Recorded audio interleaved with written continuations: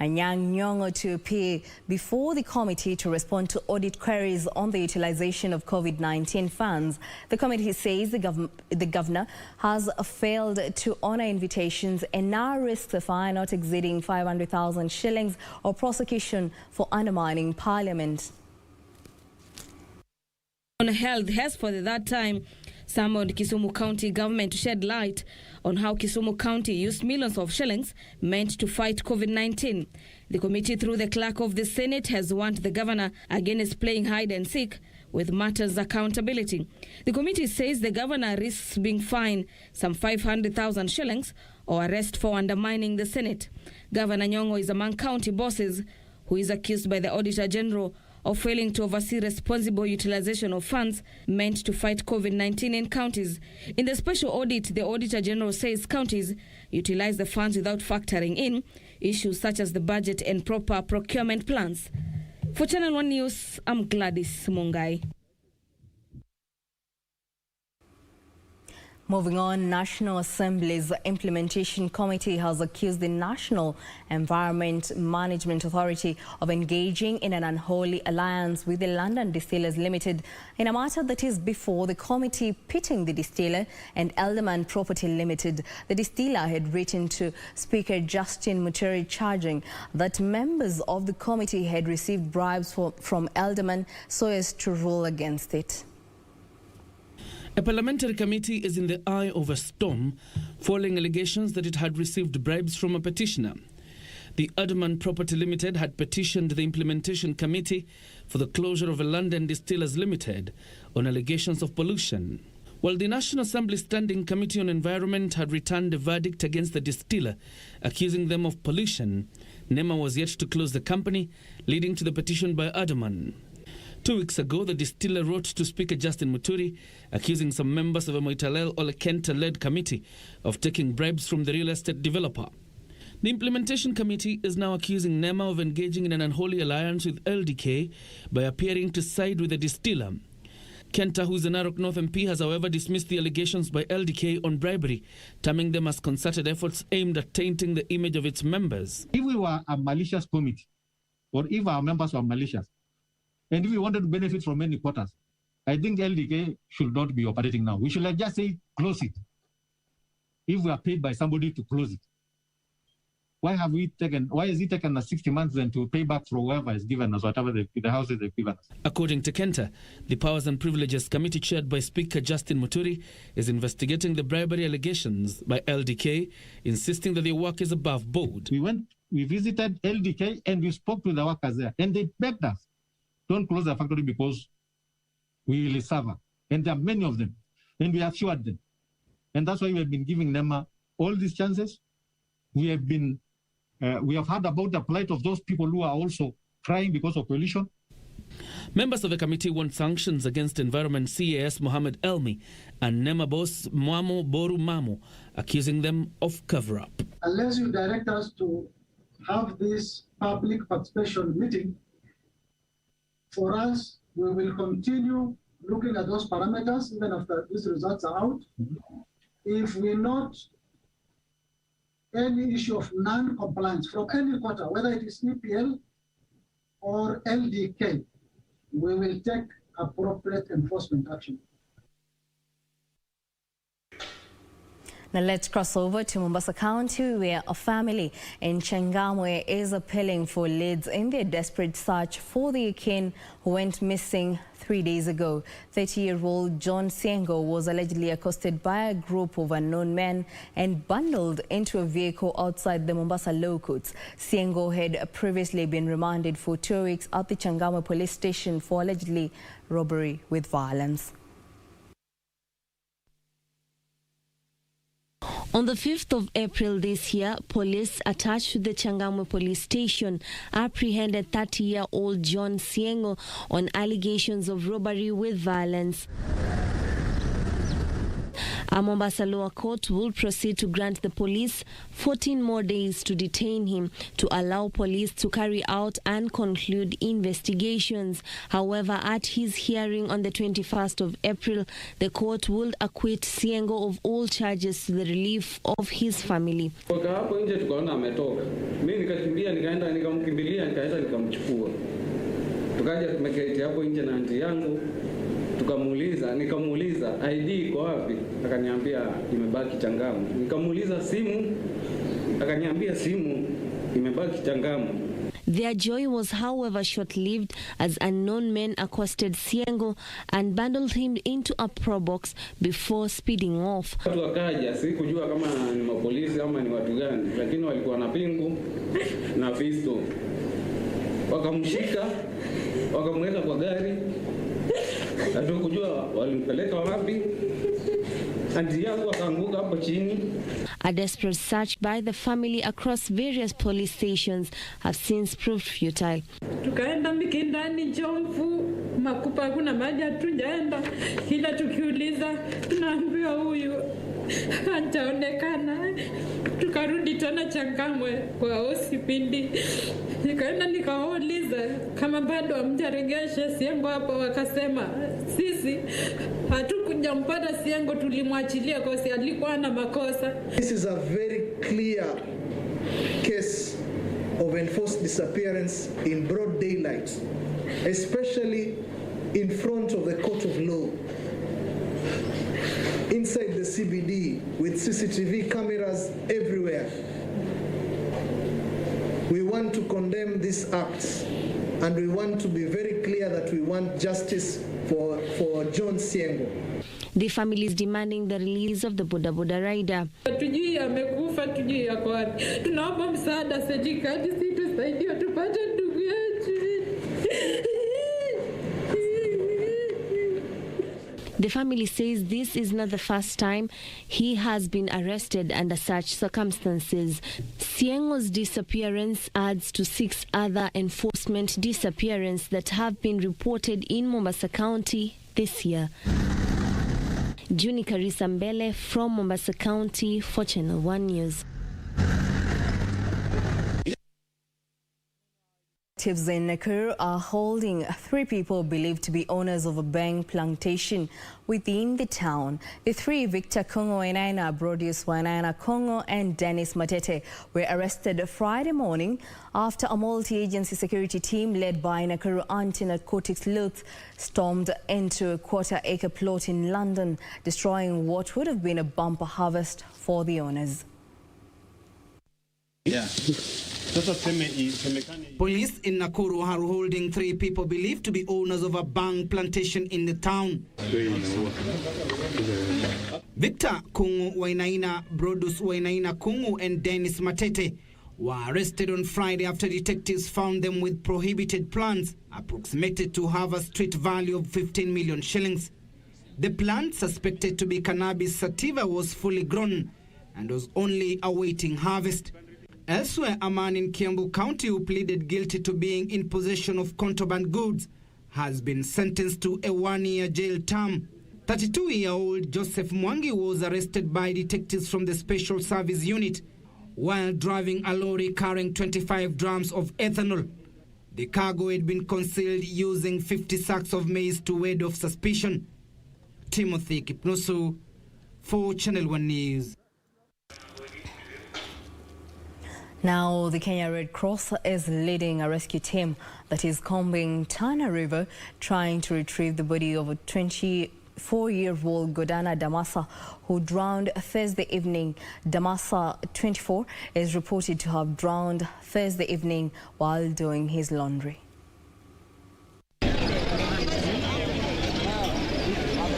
The Kenya Red Cross Disaster Response Team is leading efforts to retrieve the body of one Godana Damasa who drowned Thursday evening in Tana River. Kuna mafuriko kubwa ambayo imefanyika jana usiku.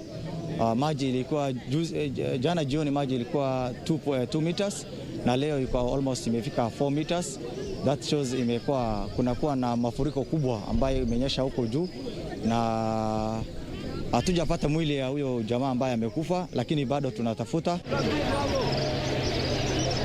Garissa Red Cross County Coordinator Mohamed Dubo said they received the distress call Friday morning, prompting them to assemble a team to carry out the search exercise. Sisi Kenya Red Cross tuko na ARCA team na tuko na motorboat. Immediately tulikuwa tumedispatch, imekuja hapa na saizi tunafanya search and rescue inaendelea. According to an eyewitness, Fikira Karisa, Damasa drowned while trying to take a shower in the river after doing his laundry. Mahali alikuwa yuko katikati kwa hiyo bridge kwa maji. Nikajaribu kumfuata mimi, lakini kabla sijafika pale amezama.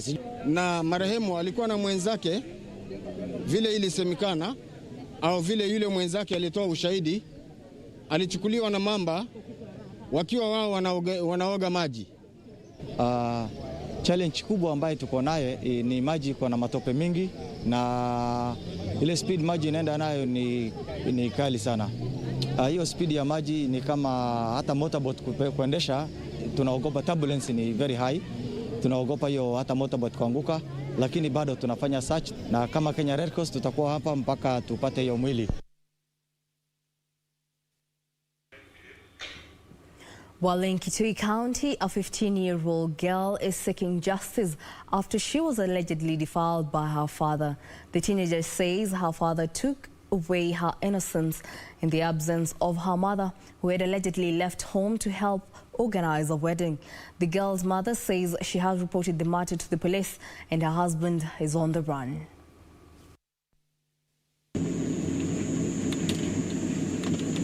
Narrating the ordeal, the 15-year-old said her mother had left home to her maternal home to help in preparing for her younger sister's wedding when the incident happened. Alafu sasa nilipokuwa nikimpea torch, ndo sasa aliniambia kuja tulale na wewe hapa kwangu.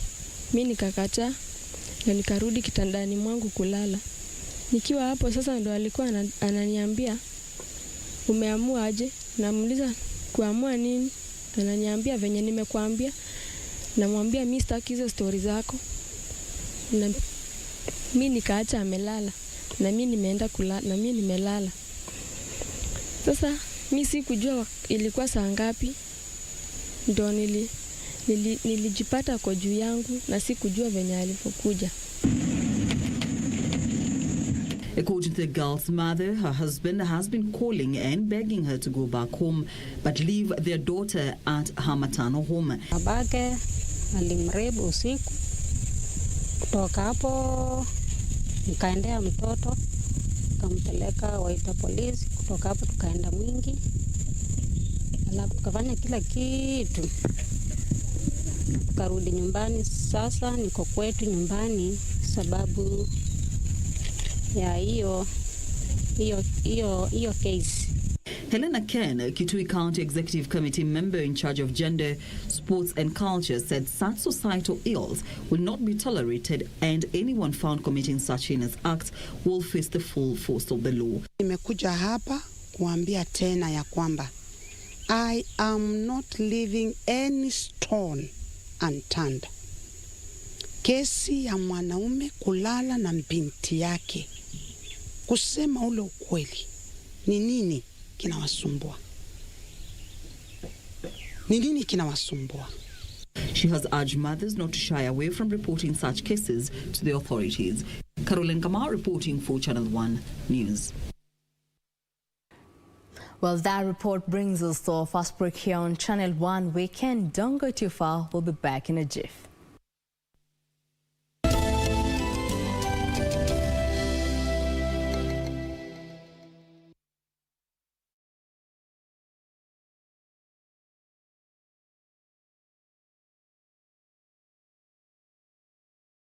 Je, umeomoka? Kama hujaomoka kwenye Quickbit ndio mambo yote. Hapa tuko na fridge, kodi yake ni CM. Tuko na gas cooker, kodi yake ni CK. Tuko na TV, kodi yake ni TV. Tuko na simu aina ya Samsung ni SM, ama Oppo ni Oppo. My friend, mahali popote unanitazama, eka hizo kodi zake kisha utume kwa 4032353. 4032353. Alafu utakuwa unaomoka na hizi bidhaa. Kumbuka kwenye Quickbit ni bila bora zaidi kwa bei ya chini kwa chini.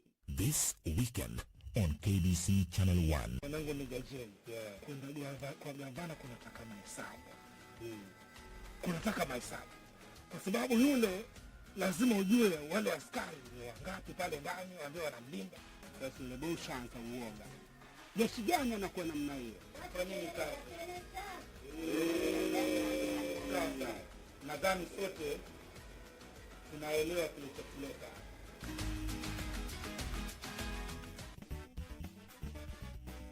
Some of the greatest people we meet are women.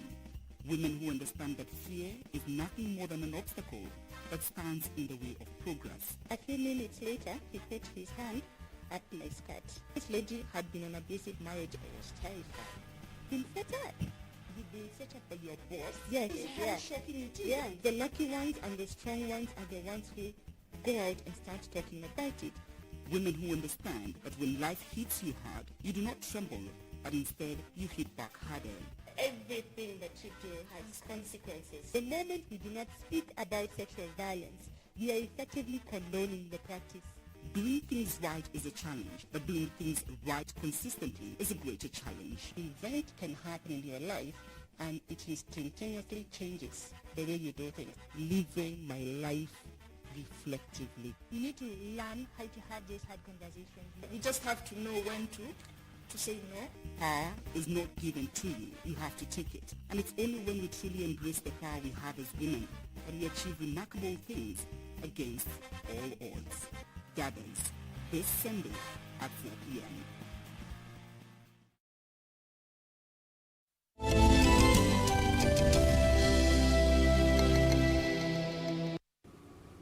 Welcome back. Now let's proceed. The Political Parties Dispute Tribunal has temporarily suspended the removal of Kakamega Senator Cleophas Malala as the Deputy Minority Leader in the Senate. Senator Malala had filed a petition with the tribunal challenging his ouster, accusing the Orange Democratic Movement of orchestrating and executing the illegality under the guise of the National Super Alliance.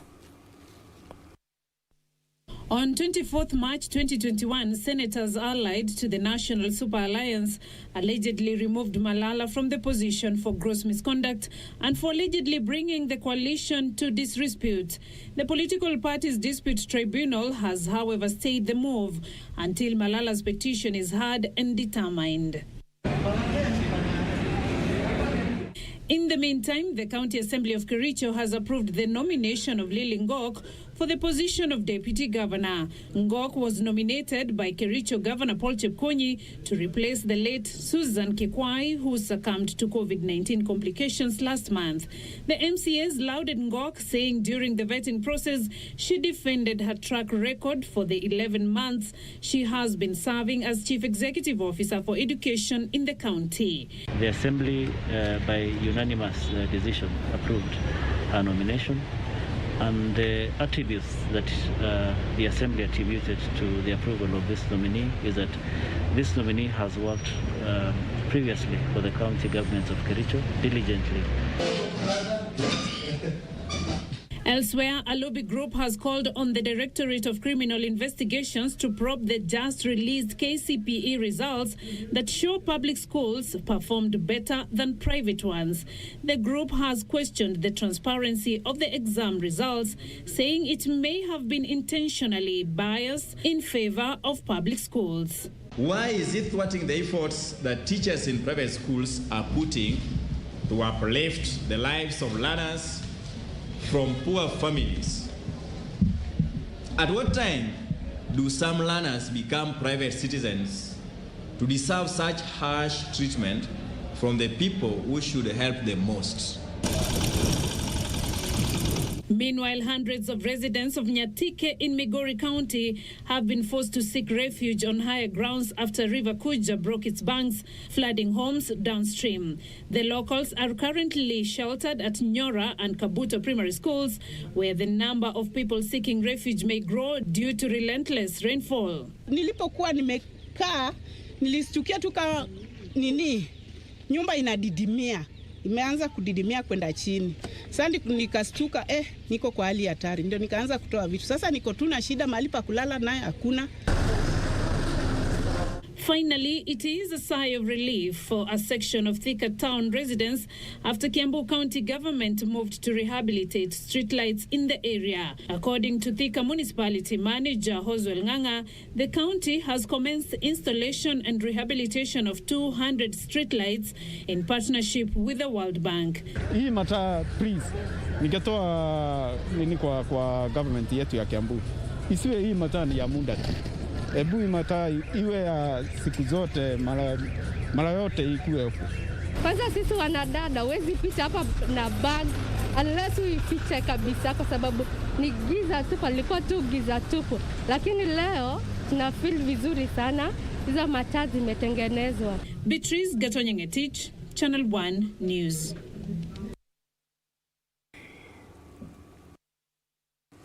And across borders, a funeral ceremony for late Chadian President Idriss Déby has been held in Chad's capital, N'Djamena, with thousands of people paying their respect to the leader. President Déby reportedly died of wounds sustained while leading his troops against a rebel offensive. French President Emmanuel Macron and several African leaders were present at the ceremony on Friday, despite rebel warnings they should not attend for security reasons. France President Emmanuel Macron on Friday led a host of world leaders in paying final respects to the late Chadian President Idriss Déby. Déby's son, General Mahamad Déby Itno, who the army has named as the country's new leader, vowed to stay loyal to the memory of his father and pledged to continue his legacy. President Macron pledged support for the country's stability and integrity, but also urged his military successors to steer a smooth return to civilian rule. Chad's armed forces turned the nation on Tuesday by announcing that Déby had died from wounds suffered while leading soldiers on the front line against Libya-based Chadian rebels advancing from the north towards N'Djamena. He was 68. Elsewhere, the African Union has condemned the extension of the term of Somalia's President Mohamed Abdullahi Farmajo and is sending a special envoy to Mogadishu to help resolve the political impasse there.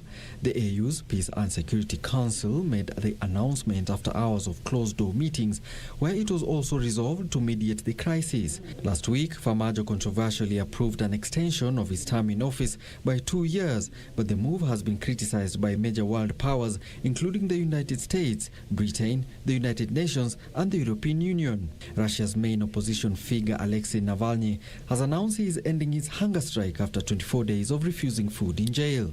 Hours earlier, his private doctors had appealed to him to take food to preserve his life and health. Navalny began refusing food on 31st of March to demand better medical care.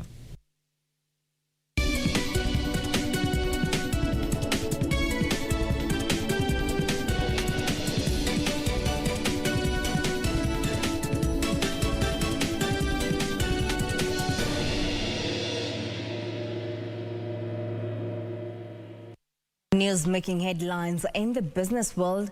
The government plans to train thousands of small and medium enterprises in a bid to develop their business management skills. The capacity building program is targeting 50,000 trainees and an additional 1,000 trainers of trainers. Trade and Industrialization Cabinet Secretary Betty Minor has said the program will be rolled out jointly with Stanbic Bank.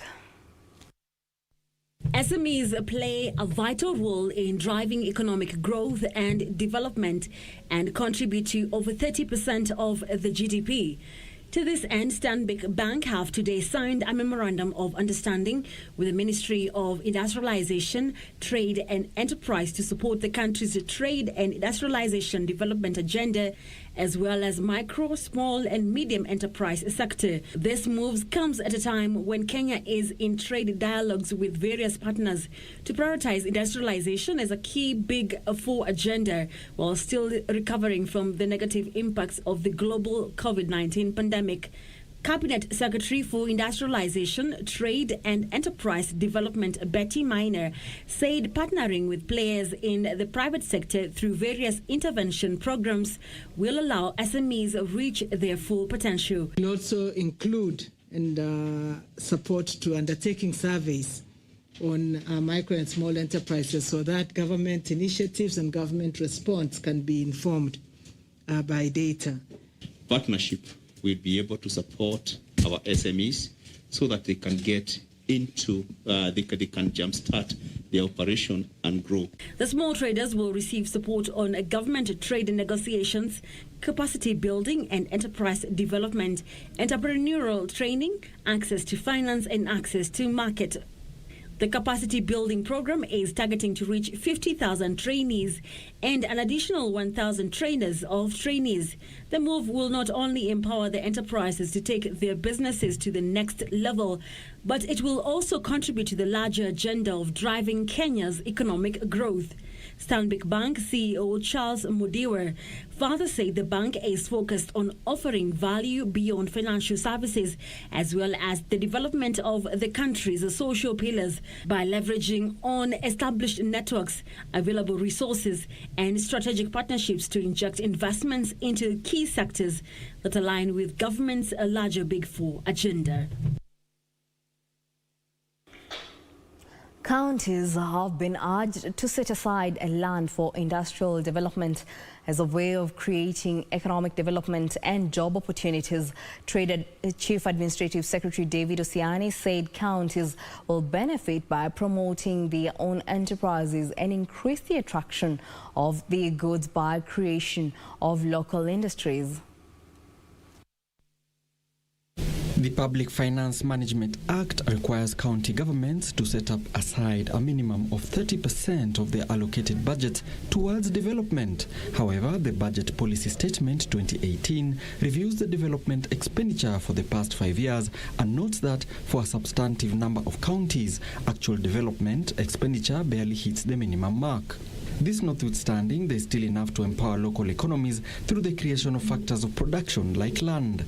Waulizane na wapate suluhu bora ili watenge mahali intakazoitwa industrial development zones za county. The national government estimates that Busia County, for example, will benefit immensely once it identifies land for industrial development, as it did by donating 40 acres for the planned 1.5 billion shillings Jumuiya market. County zingine zikiwemo Nakuru County iliyotenga ekari 1,000 kule Naivasha ili ikuwe special economic zone. Homa Bay County imetenga ekari karibu 200 ambapo tutaenda kuweka export processing zone. Tumeomba Busia County kama viongozi ambao wanapenda maendeleo kwamba watenge ekari kadhaa. At the same time, residents, especially in border counties, have been challenged to take advantage of the Africa Continental Free Trade Area in Uganda to market their products.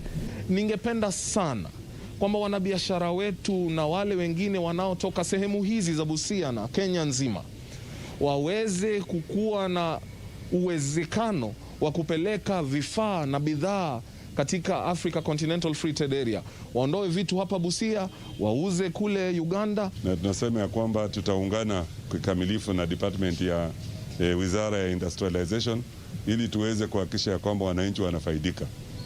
Tumezungumzia pia usaidizi ambao unaweza kupatikana kusaidia wananchi katika zile small industries. Currently, only Mombasa, Nairobi, Nakuru, Makueni, Machakos and Kajiado counties are among the counties that either have special economic zones under development or are already operational.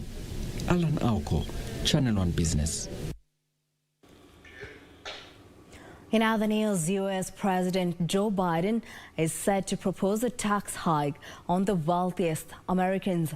The proposal would raise the top marginal rate and increase taxes on investment gains for the rich and help pay for childcare and education, but would not be used for healthcare, according to reports. Details of these and other stories in our Global Business News Roundup.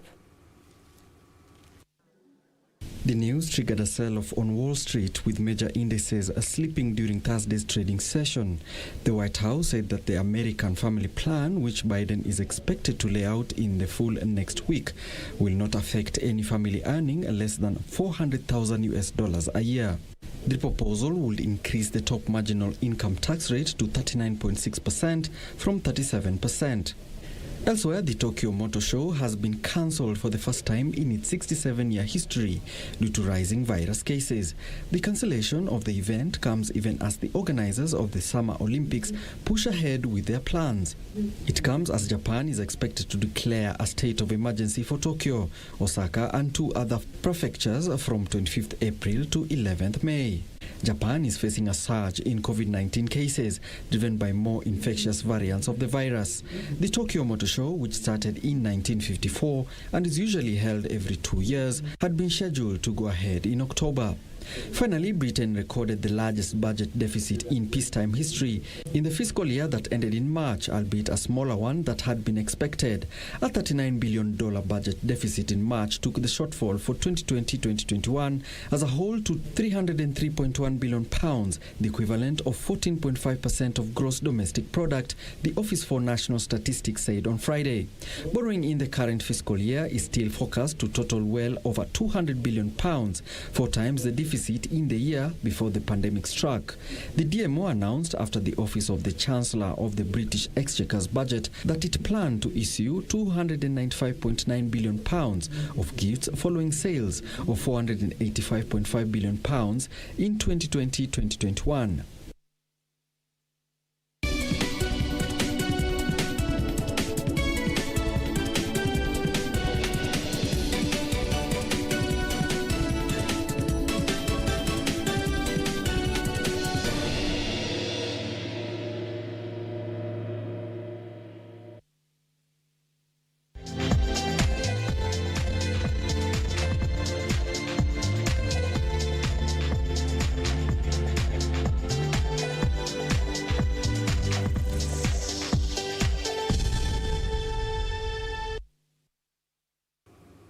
And in the sports arena, Onkar Rai got his Equator Rally off to the best possible start by clocking the fastest time in the pre-event qualifying stage, flagged off today by Sports Cabinet Secretary Ambassador Amina Mohammed.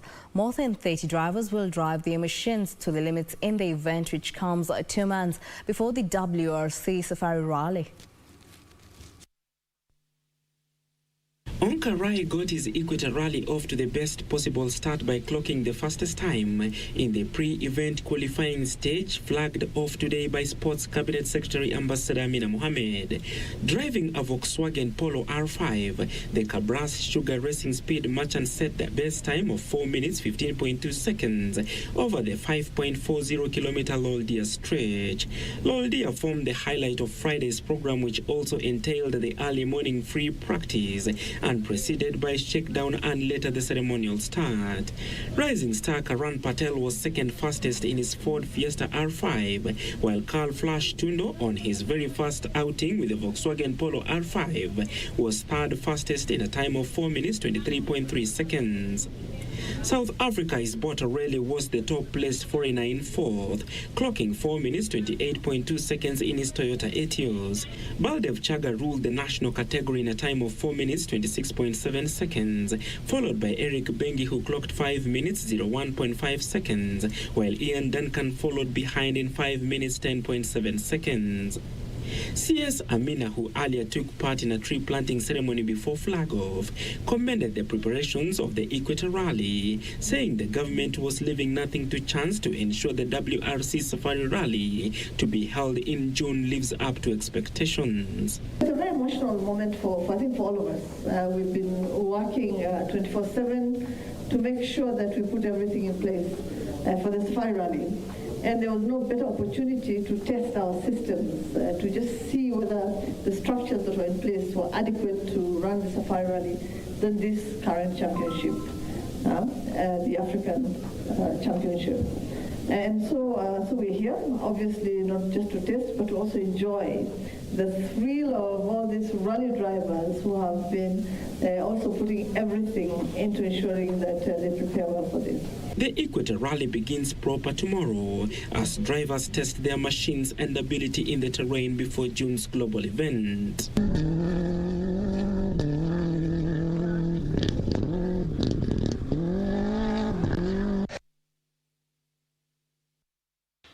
Kenya Ports Authority were bundled out of this year's African Men's Volleyball Club Championship after losing by 3 sets to win to powerhouse Zamalek in the quarterfinals in Tunisia. Now the Dockers, who made the cut to the last 8 after seeing Africans of Burundi and APR Rwanda, lost the first set 13-25. KPA recovered to win the second set 25-22 before losing the third set 16-25. Zamalek bagged the fourth set 25-13 to advance to the last 4. KPA qualified for the Continental Showpiece after finishing second in the national playoffs behind champions GSU.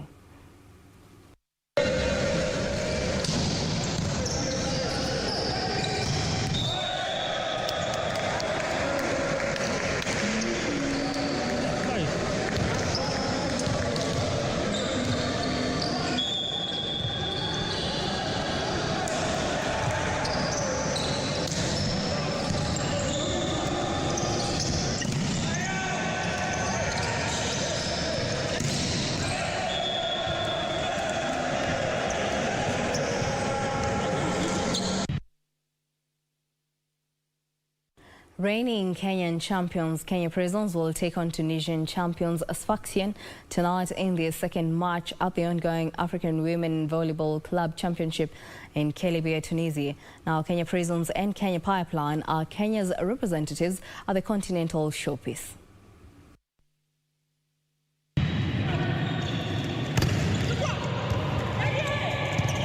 The Kenyan champions will be targeting to maintain their good run after trouncing Muzinga of Burundi by 3 straight sets in their opening match. Veteran tactician David Lungaho will peg his hope on experienced players led by Praxedes Agala, Diana Kisa, Florence Busire and Lydia Mayo. Lungaho is, however, optimistic the current squad is up to the task despite missing several regular players who are currently training with the national team Malkia Strikers ahead of the Tokyo Olympics. Kenya Prisons are drawn in Pool A alongside Sfaxien of Tunisia, Muzinga of Burundi, Kelebia of Tunisia and Walieta Sodo of Ethiopia. Compatriots Kenya Pipeline are drawn in Pool B alongside Carthage of Tunisia, National Alcohol of Ethiopia, Customs of Nigeria, ASEC Mimosa and AS Douane of Burkina Faso. Kenya's representatives, Kenya Prisons and Kenya Pipeline, are tipped among favourites to bag this year's title in the absence of defending champions Al Ahly of Egypt. Karanja David for Channel 1 Sport. Arsenal coach Mikel Arteta has confirmed that forward Emerick Aubameyang and Alexander Lacazette are ruled out of the clash with Everton today due to illness and injury respectively. Meanwhile, Leicester opened a 4-point gap in third place with a 3-0 victory over relegation-threatened West Brom at the King Power Stadium last night. Stanya has got him behind Townsend. And Jamie Vardy puts Leicester City in front. 3 goals in the 13 first-half minutes did the damage as Leicester City defeated visitors West Brom 3-0 to open a 4-point gap in the third place. Striker Jamie Vardy gave Leicester an early lead in the 23rd minute before Johnny Evans added a second 3 minutes later. Kelechi Iheanacho sealed the victory in the 36th minute. Fana, Evans and Soyuncu all set to make their move. And it's Johnny Evans who mops up. Well, it was pinball. Corner kick. Still with Vardy. Iheanacho. Yet another for Kelechi Iheanacho. Set up by Jamie Vardy. The win takes Leicester 4 points clear in the third place of the Premier League table with 6 games remaining. Arsenal's coach Mikel Arteta has confirmed that forwards Pierre-Emerick Aubameyang and Alexandre Lacazette are ruled out of Arsenal's clash with Everton today due to illness and injury respectively. However, Martin Odegaard is in light training after an ankle problem and will be assessed, but David Luiz and Kieran Tierney remain sidelines. Everton are boosted by the return of Dominic Calvert-Lewin, who was recovered from abductor injury, while Yerry Mina, Bernard Adri Gomez and Fabian Delph are all available again. Daniel Mwendwa, Channel 1 Sports. Atletico Madrid returned to the top of La Liga with a 2-0 win over Huesca 24 hours after withdrawing from the European Super League. Goals from Angel Correa and Yannick Carrasco helped Atletico see off a struggling Huesca, and now Diego Simeone's side are 3 points clear at the top with 6 games remaining. Meanwhile, Lionel Messi scored 2 goals as Barcelona beat Getafe 5-2 to climb to third to La Liga, 2 points behind second-place Real Madrid with a game in hand. AC Milan striker Zlatan Ibrahimovic has signed a 1-year contract extension that will keep him at the club beyond his 40th birthday. Ibrahimovic joined Milan for a second time in December 2019. He extended his initial 6-month deal in August 2020 and has now put pen to paper again. Ibrahimovic has scored 17 goals in 25 matches in all competitions this season, passing 500 career goals in February. AC Milan hosts Lazio in the next fixture on Monday, ending a weekend full of Premier League matches captured in our sports diary.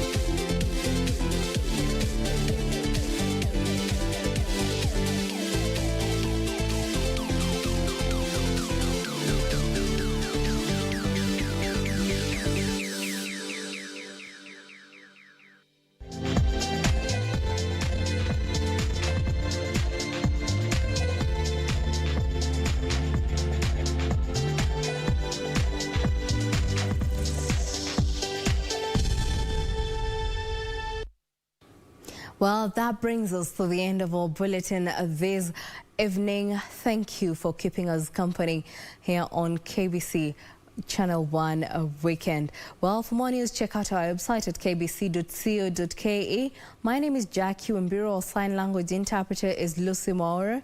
Well, up next is Yusufara with the weather updates. Have a good night.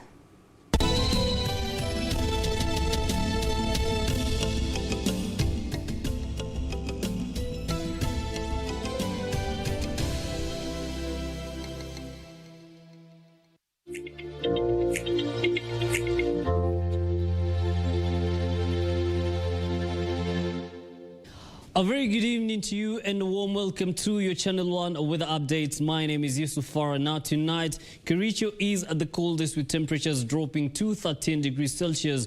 Rainfall is expected in several parts of the country. Tomorrow morning, the capital city wakes up to light rains accompanied by partly cloudy conditions and sunny intervals. Showers accompanied by sunny intervals in the coastal region areas of Mombasa, Kwale, Malindi and Kilifi. Chances of a rain accompanied by sunny intervals in areas of Mandera, Garissa, Wajir and Isiolo.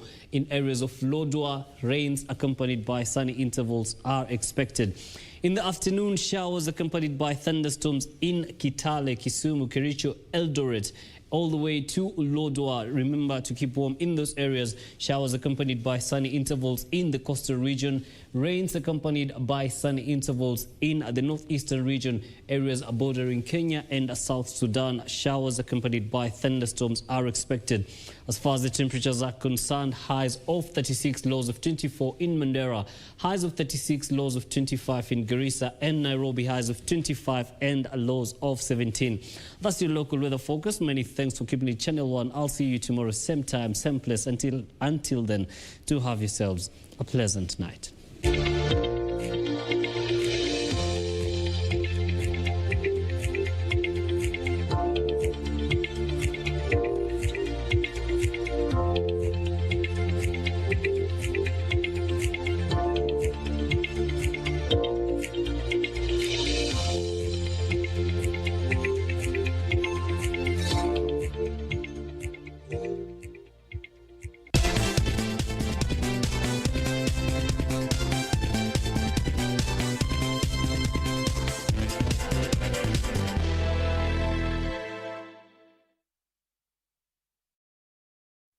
We are just hearing that. He said, hey, do people know that I'm the one who is in this, this ambulance? There's so many of those people in white uniform around me. One of them, his job was to carry oxygen. And he was just with me, stuck on me. When I walked up, he also walked up with me. Same steps, same steps. But I went this way with me. Where? With me, the man with the oxygen. I thought this is it. My end has come.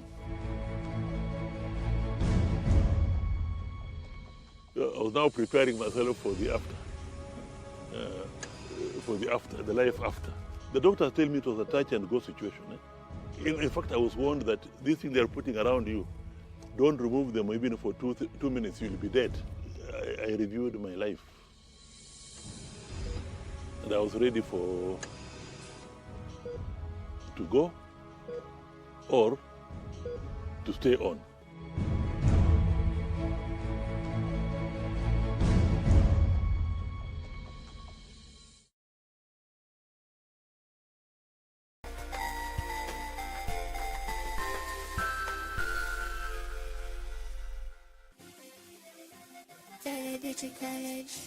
Vera Beauty and Fashion College, with branches in Nairobi, Eldoret, Thika and Meru.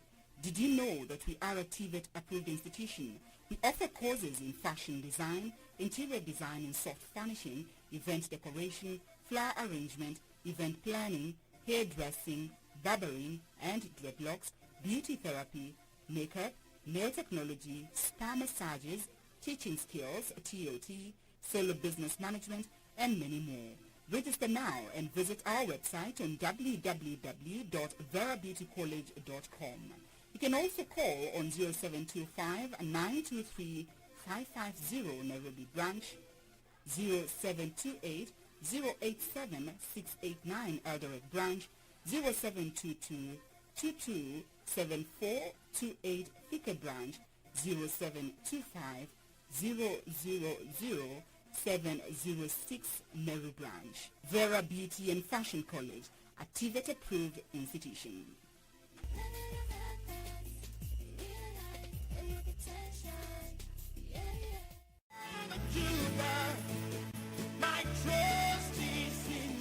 Jumapili hii kwenye runinga ya KBC, ungana naye Askofu Michael Wanderi wa kanisa la Christian Foundation Fellowship Kiambu kuanzia saa 1 hadi saa 2 asubuhi. Ningetaka nikwambie, our Jehovah God, because the Bible says he is the same yesterday, today and forevermore. He is able to take you to a place of abundance. He is able to take you to Rehoboth in the name of Jesus Christ. Kipindi ni neno la neema, ukiletewa naye Askofu Michael Wanderi wa kanisa la Christian Foundation Fellowship Kiambu. Usikose. My trust is in you.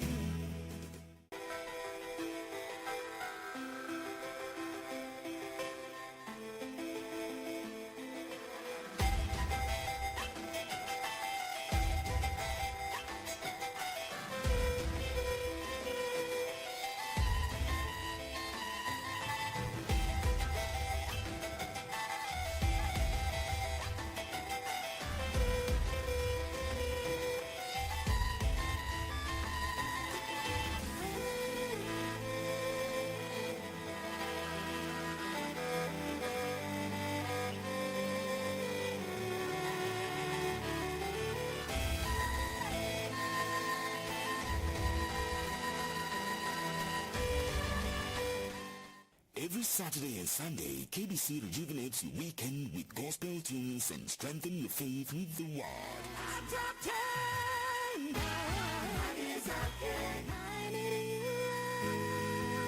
As we bring you Seventh-day Adventist Sermon, Saturdays at 10 a.m. In the Bible, we can find answers to life's most important questions.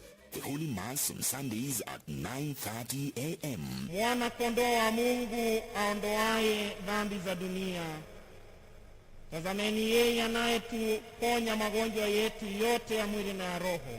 The All Saints Cathedral at 11 a.m. Pray that the Lord Jesus Christ may raise you to be a witness. KBC Channel 1.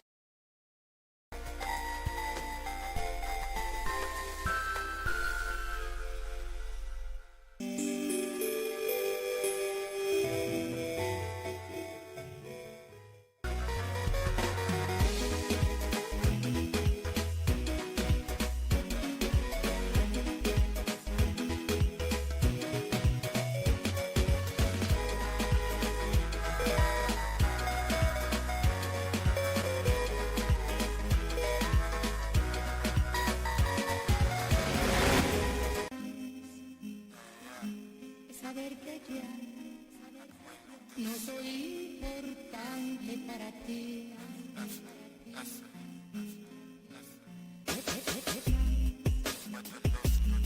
Saber que ya no soy importante para ti. Kicho mina pendanga kuchoma shishamana. Mina pendanga kusaka ganji.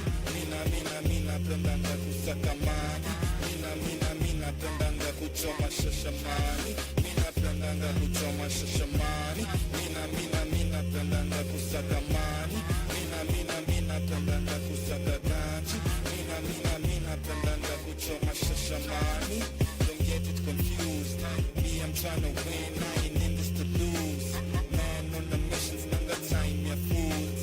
Checking in other shots at them, value to Jules. Na die beef, nitakusaba this too. Kama sikujui, I'm not passing my suit. Shorty the story, moving me like a flute. Nimetoka mbali, nimekuja on